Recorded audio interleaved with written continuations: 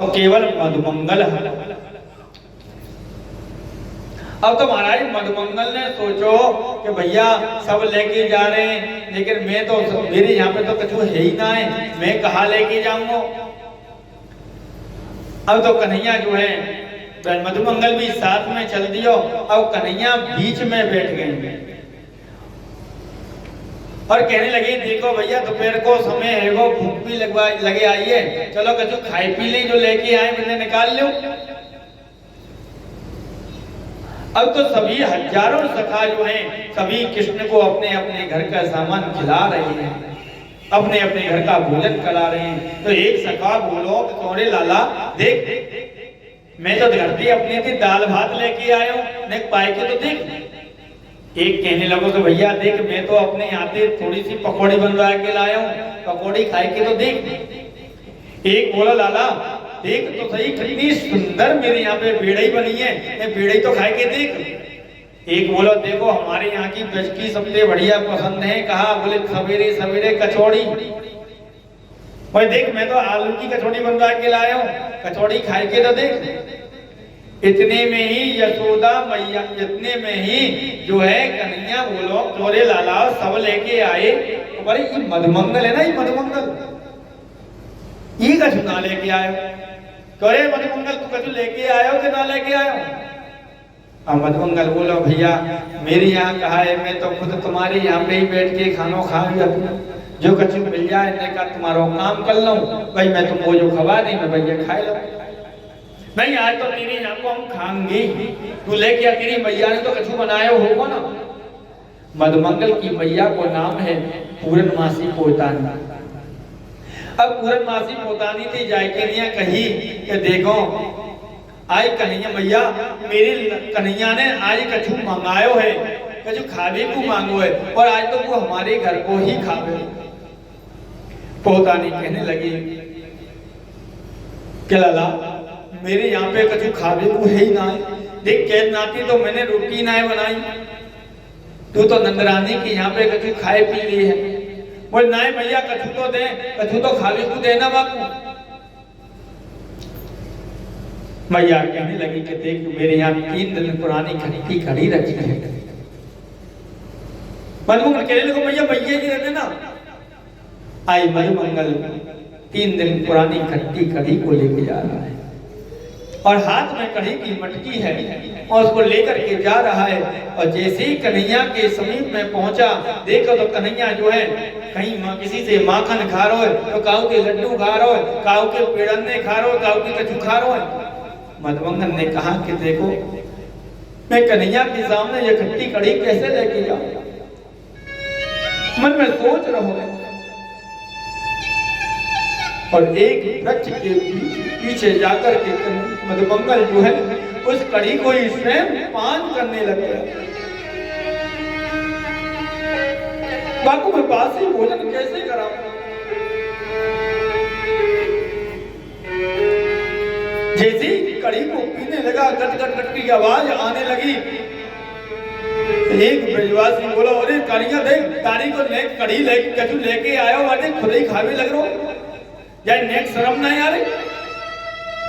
कन्हैया ने जैसे ही मधुमंगल को देखा, कन्हैया उठके दौड़ पड़े हैं। मधुमंगल ने पूरी कढ़ी को अपने मुंह में भर लिया है और आकर के कन्हैया ने जैसे ही गर्दन पे हाथ लगाया और मुंह से मुंह लगा करके कन्हैया मधुमंगल की कढ़ी को खाने लग गए, चाट रही। इस लीला को ब्रह्मा जी महाराज देख रहे हैं। ब्रह्मा जी ने आकर के जैसे ही देखो कि ये कैसा ब्रह्म है, ये तो याकूब न जाने कोई हाथ धोए, न जाने कोई पाम धोए, न कोई आचमन करो, न कोई शुद्धता की पहचान है, ये कोई ठाकुर है सके। और तो और ये तो कैसे ब्रह्म है, जाने तो खुद मुंह से मुंह लगा करके बाकी चाट रहे हो, कढ़ी को पी रहे हो। सब ब्रजवासी के नेत्र जो है आज सजल हो गए, गोविंद को अंक में भर लिया है। अला तू कितना प्रिय है, तू कितना स्नेही है, हमारी कड़ी को मोह लगा करके चाट रहे हो, ग्वाल वाल सब आनंदित हो रहे हैं, सब नाचने लगे हैं। तो कन्हैया यही देश दस देख करके आज ब्रह्मा जी जो है कहने लगे कि ये कैसो भगवान है, ये भगवान नहीं हो सकता, जिसकी मैंने जन्म के समय स्तुति गाई है, ये वो ब्रह्म नहीं है, ये कोई और हो। आज ब्रजवासी जो है ग्वाल मंडला कर रहे हैं, तो ब्रह्मा जी ने आकर के सबसे पहले गाय और बछड़ाओं को ले जाकर के अपने ब्रह्म लोक में ले गए हैं। ब्रह्मा जी ने गाय बछड़ाओं को चुरा लिए और ले जाकर के ब्रह्म लोक में छोड़ दिया है। आज जो है जैसे ही ग्वाल मंडला पूरा भयो तो सब ग्वाल वाल कहने लगे, अरे कन्हैया हमारी गैया कहाँ गई, गैया तो दी किनारे तुम चढ़ती चढ़ती तुम लंबी तो ना चली गई। सभी ग्वाल वाल जो हैं आज गैया को ढूंढने के लिए गए, तो ब्रह्मा जी ने आकर के उनको भी चुरा करके सीधे ब्रह्मलोक में ले गए। मेरे कन्हैया ने देखा कि अभी तो ग्वाल वाल भी लौट के नहीं आए, गाय भी लौट के नहीं आई, कहाँ गई। जैसे ही ध्यान लगा करके देखा तो देखा ब्रह्मा जी की लीला है, ये ब्रह्मा ने किया है।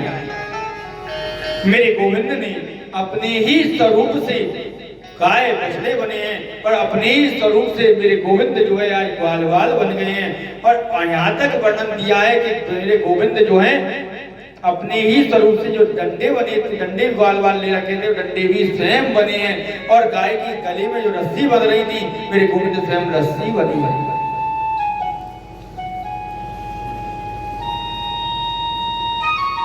नेक में भेद नहीं था, जो ओरिजिनल थे और ओरिजिनल की बिल्कुल सेम सेम बनी हुई। एक वर्ष तक ग्वाल वालों को लेकर के ब्रह्मा जी वहां रहे, जब ब्रह्मलोक में रहे। आज जो है एक वर्ष में ही गर्गाचार्य जी महाराज ने आकर के घोषणा कर दी कि जिस ग्वालिन को ब्याह जा ग्वालती है जाएगो, बाको सुहाग जो है अजर अमर है जाएगा। आज उन बछड़ाओं को देखो जो खूंटे पे बंधे हुए रह गए थे, आज वो अपनी मां के दूध को पीने स्वयं गोविंद के स्वरूप में है विराजमान। लेकिन किसी को भी मालूम भी नहीं पड़ा कि ये स्वयं गोविंद है।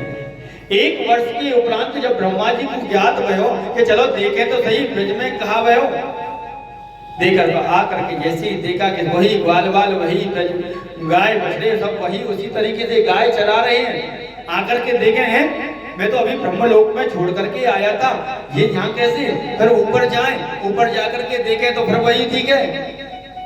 कम से कम 4-5 चक्कर ब्रह्मलोक से पृथ्वीलोक, पृथ्वीलोक से ब्रह्मलोक में लग गए। ब्रह्मा जी अचंभित हो गए। मेरे कन्हैया ने देखा कि ब्रह्मा जी इस समय अचंभित हैं। जैसे ही ब्रह्मा जी ब्रह्मलोक से नीचे आए, मेरे गोविंद जो है ब्रह्मा का रूप धारण करके और सीधे ब्रह्मलोक में पहुंच गए और द्वारपालों से कहने लगे कि देखो भैया, बोले हाँ, आजकल नकली ब्रह्मा बहुत घूम रहे हैं, बहुत बहरूपिया डोल रहे हैं, थोड़ा ना सावधान रहना, और कोई नकली ब्रह्मा आए तो उसको अंदर मत आने देना। द्वारपाल बोलने लगे बिल्कुल प्रभु, अब कोई आएगा तो हम उसको अंदर नहीं आने देंगे। और मेरे गोविंद स्वयं ब्रह्मा बन के ब्रह्मलोक में ब्रह्मा जी के सिंहासन पर विराजमान हो गए और शयन करने लगे। तो जैसे ही असली ब्रह्मा ब्रह्मलोक में पहुंचे तो द्वारपालों ने रोक दिया है, अरे महाराज कहाँ जा रहे हो, कौन हो तुम। ब्रह्मा जी बोले कि हमें नहीं जानते हम कौन हैं, हम यहाँ के ब्रह्मा हैं। द्वारपाल कहने लगे हाँ, तुम जैसे रुपया बहुत घूमते हैं हमारे यहाँ, बहुत डोंगी देखे, आए ब्रह्मा बन करके। ब्रह्मा जी मन में सोचने लगे कि ये क्या लीला हो रही है। ब्रह्मा जी ने ध्यान लगा करके देखा तो स्वयं जो है मेरे गोविंद ब्रह्मलोक में विराजमान है। द्वारपालों से हाथ जोड़कर कहने लगे कि भैया अपने ब्रह्मा जी से जाकर के कहो कि थोड़ा सा न हमें दर्शन तो दे दे। मेरे गोविंद ने ब्रह्मा जी के मोह को भंग किया है, लेकिन ब्रह्मा को आज भी ब्रज में आने की अनुमति नहीं दी है। आज भी ब्रह्मा जी को क्षमा नहीं किया है। आज भी ब्रह्मा जी जो है हाथ जोड़ करके ब्रज के दरवाजे पर हाथ जोड़ करके खड़े हुए हैं, लेकिन ब्रह्मा जी को आज भी हाथ अंदर आने की अनुमति नहीं दी है। और मेरे गोविंद जो है वहां से आए, ब्रह्मलोक से आए, आकर के एक दिन कन्हैया ने कही कि देखो भैया अब तो हमने बहुत गाय चरा ली है, लेकिन आज की हम छुट्टी करेंगे, छुट्टी। बोले क्यों? बोले आए खेल में चलेंगे। आए भैया आज सभी ग्वाल वालन को लेकर के मेरे कन्हैया जो है यमुना के किनारे काली देव पे आए हैं। और कन्हैया मधुमंगल से कहने लगे कि देख मधुमंगल आज गेंद से खेलेंगे, गेंद की, और तू गेंद तो लेके आ। मधुमंगल कहने लगा दाढ़ी के सुन गेंद मेरी खो गई तो? बोले भाई तो नई गेंद दे देंगे। बोले ना मेरी नानी की नानी की नानी की नानी की नानी की नानी ने बना के दी है मेरी गेंद, इतनी पुरानी गेंद है, खो गई तो? बोले ना मैं तो नई गेंद दे दूं। बोले आज गेंद से खेलेंगे।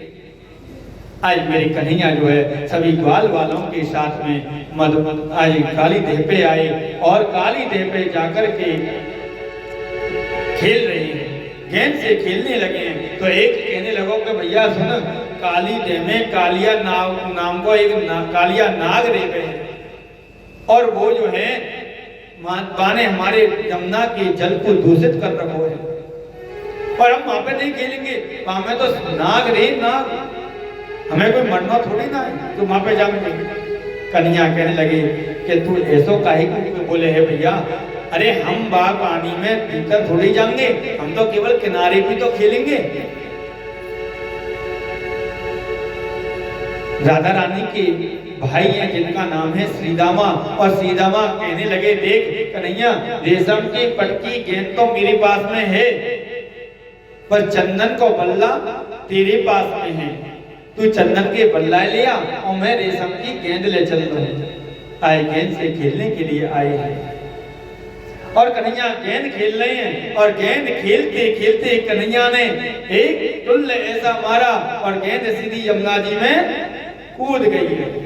अब तो गेंद जैसी यमुना में कूदी मेरे श्री रामा जो है रोने लग गया है, और रोते रोते कन्हैया देखे लगो कन्हैया वो तो वही गेंद चाहिए, वो तो गेंद ले गया, तू ज्यादा बड़ा पैसा बारो तो जाकर मतलब तो ना देने हमारी गेंद वहां में गिर गई। आज तो श्री रामा रो रहा, कन्हैया कहने लगे भैया तुम नई गेंद ला के दे दूंगा तो रहने ना, ना ना ना वो तो वही गेंद चाहिए। भैया जैसी गेंद वहां में गई यमुना में गिरी तो लाला गेंद को लेने के लिए जा रहे हैं, और कन्हैया गेंद को लेने के लिए गए और सीधे कदम के पेड़ पे चढ़े और सीधे यमुना में छलांग लगा रहे हैं। काली देव पे खेलने आए और ये मेरा छोटो सो कन्हैया आज कन्हैया काली देव पे खेलने के लिए आया, और जैसे ही गेंद अंदर डर गई है कन्हैया ने छलांग लगा दी, और काली देव में आदरणीय सुखदेव जी महाराज कहते हैं कि परीक्षित जैसे ही मेरी कन्हैया ने यमुना में छलांग लगाई, महलन में बैठी माँ यशोदा का हृदय जो है एकदम धक से आवाज करने लगा। मैया बोली कि मेरा लाला कहाँ, आज बिना पूछे कहाँ गए है? माँ यशोदा तुरंत घर से निकल गई, बाहर द्वार पे आई और बाहर जो भी गोप मिले उससे पूछे कि मेरा लाला देखोगा। गोपी बोली हमने तो ना ही देखो, अब तो मैया की बेचैनी और बढ़ गई है। एक सखा मिलो है, अरे लाला तेने कन्हैया को देखोगा? मैया मैंने ना ही देखो। नंद बाबा थी कहने लगी कि आज सवेरे मैंने लाला नहीं देखो है।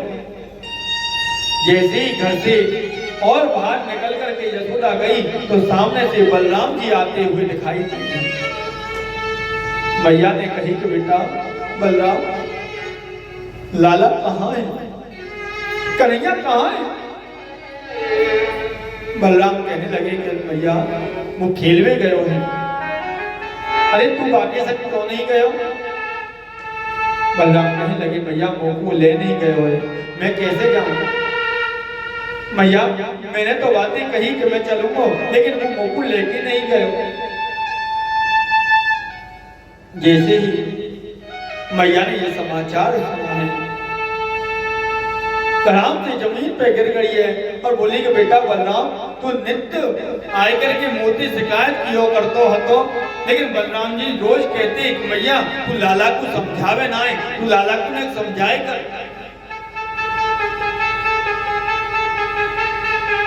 जब तेरे सामने कृष्ण उत्तम मचाए बिना नहीं माने तो आज जरूर काली देव पे चलो गए हो। क्योंकि एक दिन कन्हैया बातन में बोलो कि मैया अवई मैं छोटा हूँ, पर देखियो या कालिया नाग को मैं जरूर निकालूंगा। मैया ने सोचा बच्चा है ये कहता है, आज कालिया आज सभी ग्वाल सभी जो है ब्रज की बेजांगनाएं सभी काली देह पे आ रही है। यमुना के किनारे दौड़े यमुना के किनारे आए और वहां जितने भी कृष्ण की सखा थे सब कृष्ण के वियोग में मूर्छित पड़े। आज माता यशोदा ने उन सखाओं से पूछी कि अरे भैया मेरा लाला कहाँ है, मेरा कन्हैया कहाँ है? एक सखा को जैसे ही होश आयो तो बोला भैया हमने बातें बहुत मना करी थी, लेकिन वो नहीं माना और वो यमुना में कूद गए हो, काली देह में कूद गए हो भैया। अब तो नंद बाबा और भैया यशोदा समस्त ब्रजवासी जितने भी थे सब यमुना में गिर कर के नष्ट करना चाह रहे हैं। बलराम जी महाराज ने आकर के जैसे तैसे सबको बचाया। ये भैया कालिया नाग मेरे लाला को कहा बेटा, वो तो स्वयं शीश पे ही शेरवारो है। आई भैया रो रही है, मेरे कन्हैया यमुना में किलोल कर रहे हैं। कालिया नाग ने देखो कि जल में ये हलचल कैसी है रही है, तो नाग के सैनिकों ने ऊपर आकर के गोविंद के दर्शन किए और सभी सैनिक देखते रह गए और नेत्र उनके सजल हो गए। कालिया नाग ने सैनिकों ने कालिया नाग से जाकर के कहा कि महाराज कमाल हो गया, इतना सुंदर बालक जो है आज यमुना में आया है, तुम्हारे महल के निकट आ चुका है और किलोर करके नाच रहा है आपके जल में। कालिया नाग ने कहा कि ये तो बड़ा आश्चर्य है, ये बालक जल में आयो कैसे, और दूसरा आश्चर्य ये कि ये अभी तक जीवित कैसे है। मैं स्वयं चल करके देखूंगा। अपने महल से कालिया नाग जो है जल के ऊपर से निकल के आया है और गोविंद की झांकी को देखो, इतना सुंदर वर्णन है। असली फूल जैसी श्याम वर्ण की दिव्य कांति, कानों में कुंडल झिलमिला रहे हैं और इतना सुंदर स्वरूप है मेरे गोविंद। एक बार तो कालिया नाग भी दर्शन करता हुआ रह गया और कालिया नाग से कन्हैया ने कहा कि इससे तो कि हमारी गेंद जो है आपकी इस बकवास में आ गई है, आप हमारी गेंद को वापस दे दो। कालिया नाग ने विकराल रूप धारण कर लिया और कालिया नाग ने 100 फन धारण किए और झपट करके कृष्ण को पकड़ लियो है। चारों तरफ से कृष्ण को अपने शरीर से लपेट लिया है। तो कन्हैया देखने लगे, कन्हैया कहने लगे भैया हमने तो राजी राजी तुमसे गेंद मांगी और तुम तो हम पे ही झपटने लग गए, इसने तो हमको भी बांध लिया है। जैसे मैया ने उंगलती हमें बांधो, मेरे गोविंद ने धीरे धीरे अपने शरीर को फुलाना चालू करो और ये सारी बातें सब भीतर पानी के भीतर ही हो रही है। गोविंद ने जब अपने शरीर को फुलाया तो कालिया नाग का शरीर जो है वो ढीला पड़ता गया और उसने कृष्ण को छोड़ दिया है। बड़ा विचित्र युद्ध छिड़ गया। युद्ध करती करती मेरी गोविंद उछल करके कालिया नाग के फन पर जाकर के बैठ गए और कालिया नाग के फन पर जैसे ही गोविंद चढ़े तो भगवान ने उसके फन पर तांडव नृत्य करना शुरू कर दिया और जो जो फन उसका झुके नहीं उसको अपने चरण के प्रहार से मेरी कन्हैया झुका रही है। मेरा गोपाल जो है आज नृत्य कर रहा है। कुछ गाना बजाना तो करो तो आकाश मंडल से देखता है और गंधर्व पुष्पादि वृष्टि कर रहे हैं और गोविंद के नाम की जयकार बजा रहे हैं और सूरदास जी महाराज तो बड़ा सुंदर वर्णन कर रहे हैं। तांडव गति मुंडन पर नृतत वनवारी फम फम फम फन ऊपर नाचत वनवारी। ऐसा अद्भुत नृत्य कर रही है गोविंद।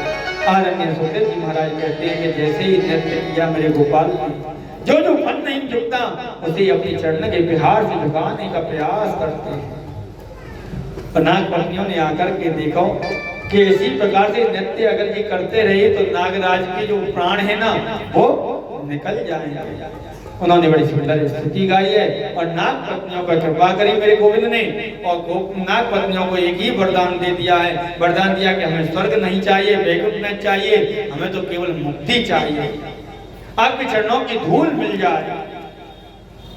बस गोविंद ने उनको आशीर्वाद दिया और आशीर्वाद लेकर के और वहां से कालिया नाग के फन पर बैठ कर के बिठा करके कालिया नाग जो है जल के ऊपर आया है और यमुना के किनारे सब मूर्छित पड़े थे ब्रजवासी। जैसे ही कृष्ण ने बाहर निकल करके मुरली की तान को छेड़ो है ब्रजवासी बोले भैया तेरा लाला आ गए हो, भैया तेरा लाला आ गए हो। मैया ने जैसे ही कालिया नाग पर कृष्ण को देखा, अरे लाला, अरे कन्हैया नीचे उतर, ये कालिया नाग तो खा जाएगा।